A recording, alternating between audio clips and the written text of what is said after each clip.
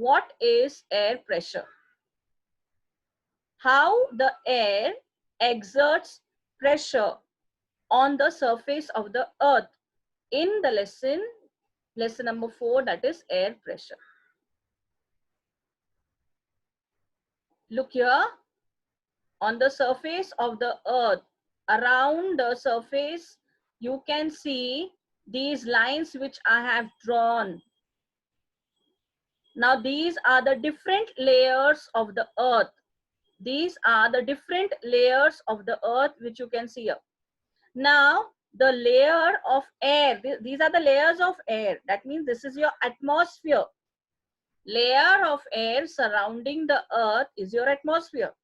So these are the different layers of air surrounding the earth.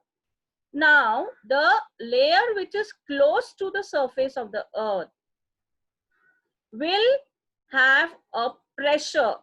That means this top layer is pushing this layer down. So the pressure which is exerted will be on this layer, the blue line. So pressure exerted on the layer of the air will be more towards the surface.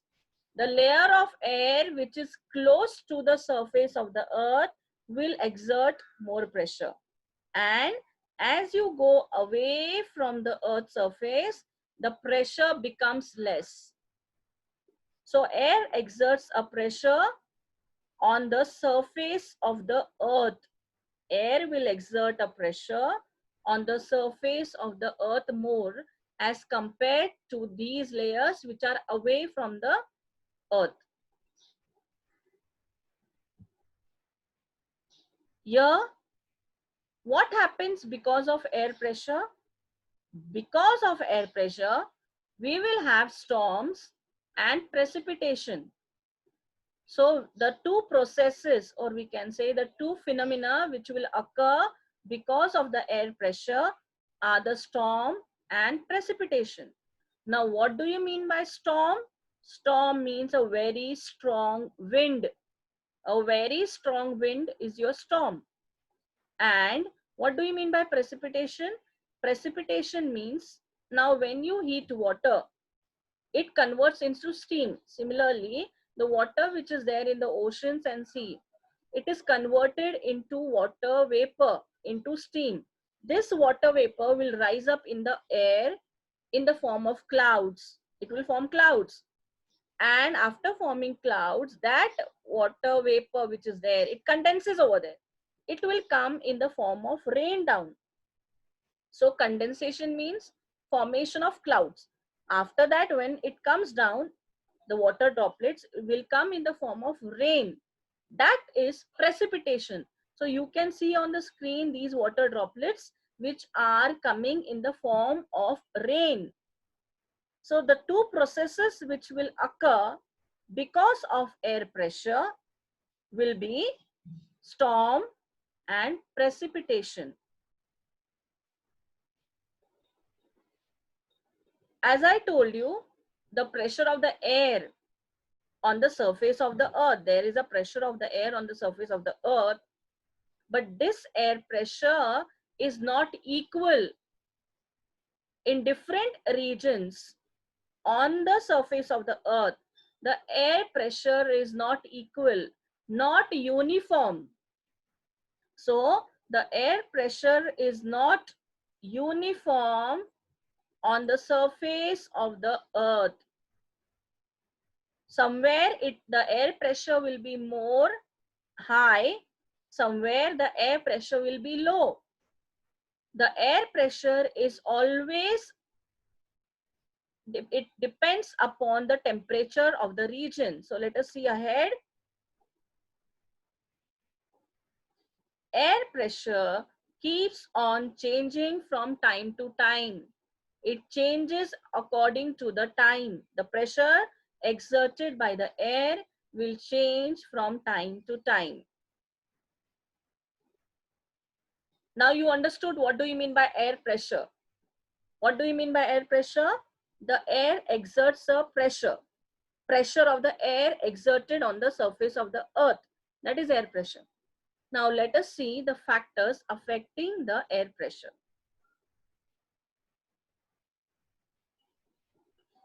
First factor affecting the air pressure, first factor is your altitude. Altitude means your height. Altitude means height. Height of the any place, height of the region. So your air pressure will depends upon the altitude. That's why, as you know, as you go away from the equator towards the poles, the air pressure will increase.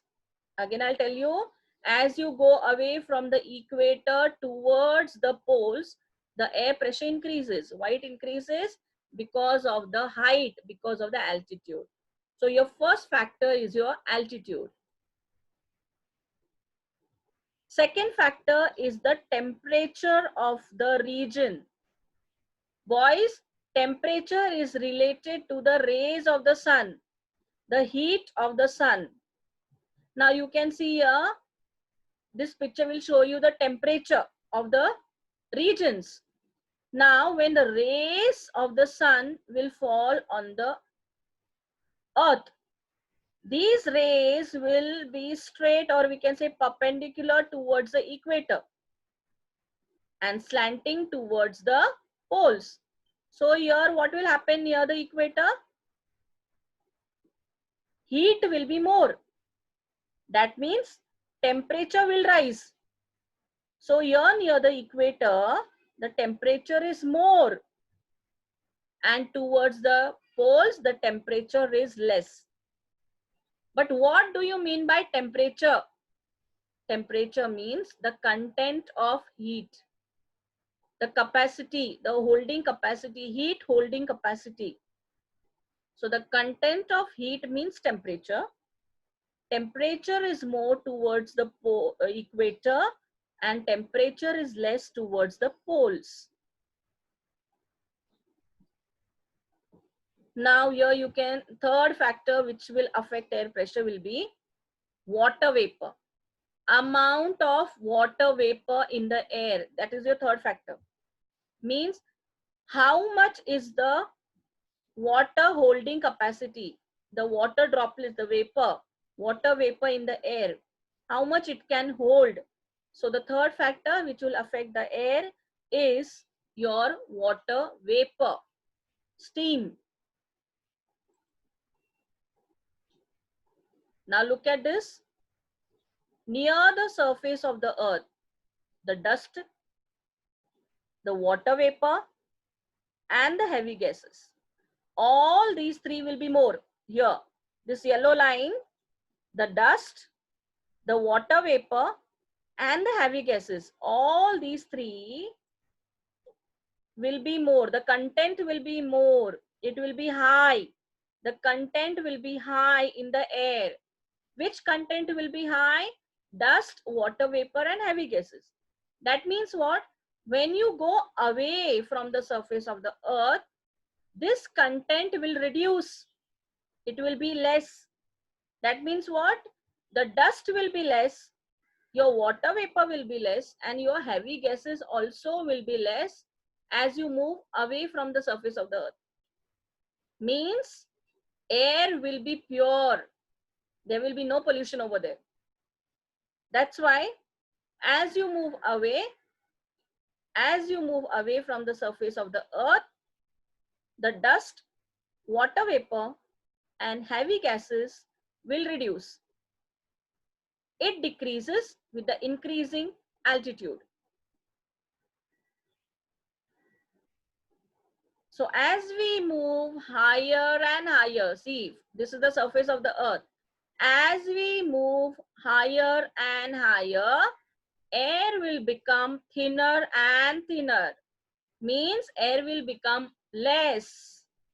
As you move higher and higher, air will become thinner and thinner, or rare we can say. Means the oxygen content in the air will be less. Your air will also become less as you go away from the surface of the earth.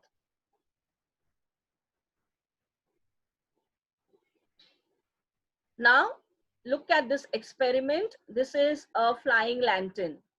Now, there is a candle which is there in the flying lantern. Lit, you have to light it.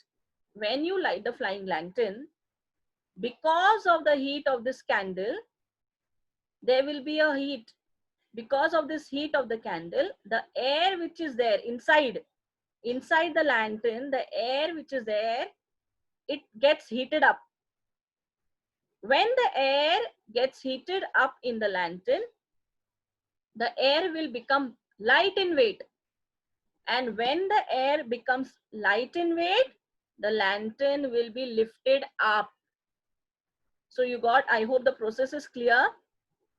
Because of the heat, the air which is there inside the lantern, what will happen to the air?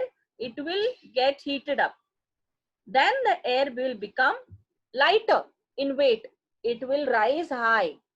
As the air will rise high, this lantern which is there will also be lifted up. Why this experiment is there? This experiment is there for you because you have to understand ahead air pressure. The temperature and air pressure on the earth. The temperature is high near the equator. As I told you, rays of the sun straight away fall on the equator.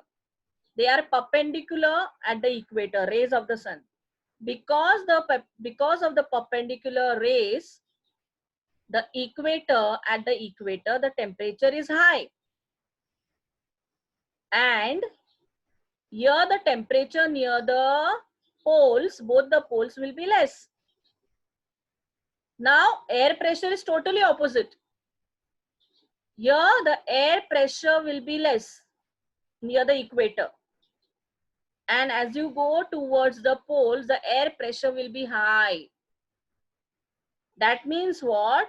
From these two diagrams, I need to tell you that the temperature, when the temperature rises, air pressure will reduce. And when the temperature is less, the air pressure will be high. Opposite to each other. They are related to each other, but they are opposite. So always remember, whenever the temperature is high, air pressure is less, low. Whenever the temperature is low, air pressure will be high in those regions. That means if you go in the cold regions, if you go towards the polar regions, what will happen to the temperature in the polar regions? The temperature is less. How will be the air pressure there? The air pressure will be high. Look at this. This shows you. Now see, the yellow arrows which are coming up is your heat. Because of the rays of the sun, as I told you, the air gets heated up. This is the air which is getting heated up. As the air will be heated up, what will happen to that air? Air is rising upwards now. You can see the air has become lighter in weight and that air is rising towards the poles. Yeah. So when the air is becoming lighter, that means what? Air pressure is reducing. Because the air is becoming lighter, the air pressure is reducing. And you can see this air is going towards the poles. So here, near the equator, the temperature is more. There is a rise in temperature near the equator. So when there is rise in temperature near the equator, the air gets heated up. Air expands. It becomes lighter and it moves up. Okay. So here in this picture, what you saw, when there will be a rise in temperature, here there will be a decrease in air pressure, totally opposite. Rise in temperature, decrease in air pressure. And here, this is your earth. These are the rays of the sun which are falling on the earth. Now you can see on this picture, you can see that these rays are straight. That means near the equator. Equator, you know what is an equator now, the center imaginary line which is in the center. So near the equator, the rays of the sun are perpendicular. That means they are falling straight. So equator, near the equator, the temperature will be high. Content of heat is very high. And that's why air pressure will be low. Now you can see here, the rays of the sun near the poles are slanting. That means the temperature is less here. And the air pressure will be high. Because of this, because of the rays of the sun, there will be different zones which will be created on the earth. Because of the rays of the sun, different zones are created on the surface of the earth. So in the next session, I will explain you which are the different zones which are created on the surface of the earth.